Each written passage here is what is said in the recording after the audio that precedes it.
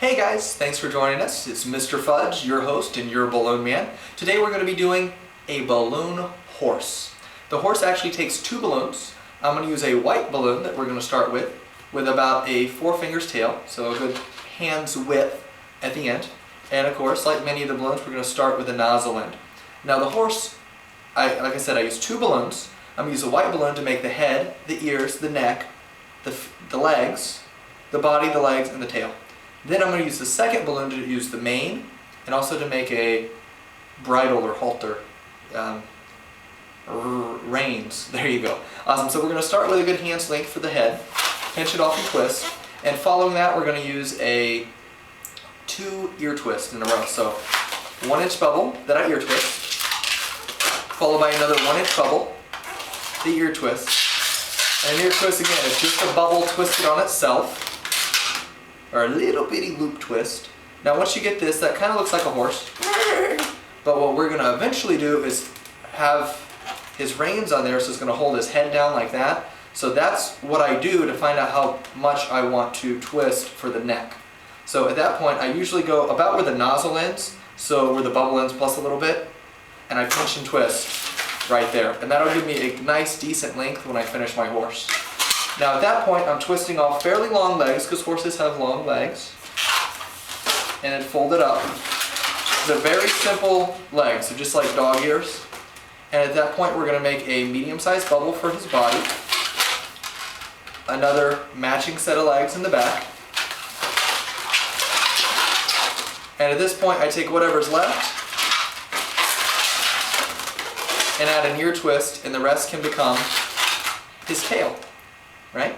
So now we're going to take our second balloon, and our second balloon is actually going to be broken off and tied and all that stuff. So it really doesn't matter how long it is, as long as you have at least this much space blown up. I usually leave a good little more than a hand's length at the end, because I do a lot of twisting with this. And then I break it off and tie, and I use the scrap, so you don't have to throw the scrap away this time. So the way I start though is I take my nozzle and tie it tightly into the neck of the balloon. To the neck of the horse, mind you. And then what I'm going to do is create a series of bubble, ear twist, bubble, ear twist. So 1 bubble, ear twist, 1 bubble, ear twist, 1 bubble, ear twist.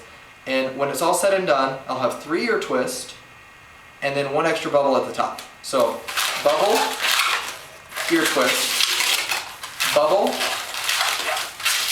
ear twist, bubble, ear twist.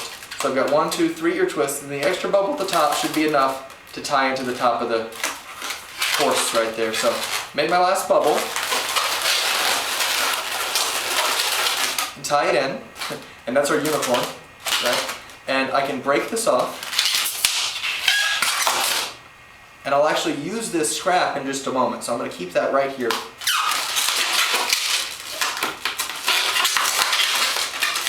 You can tie that off. Now if you have your nozzle sticking out down here, I sometimes wrap it around the bottom ear twist. For me it makes it look nicer. At least in my head it does. Then the extra piece here, what you're going to do is tie in the tip into the middle ear twist. And you're going to pull the head down, and I hold it with my extra hand there, and I wrap it fairly tight. I don't want to wrap so tight that it's itty bitty. I want to keep some width of the balloon there so it looks a little better as far as the balloon goes. Wrap it around and tie it back into that center ear twist. And then you get a pretty basic horse. But yeah, thanks again for joining your balloon man, Mr. Fudge, and hope to see you again next time.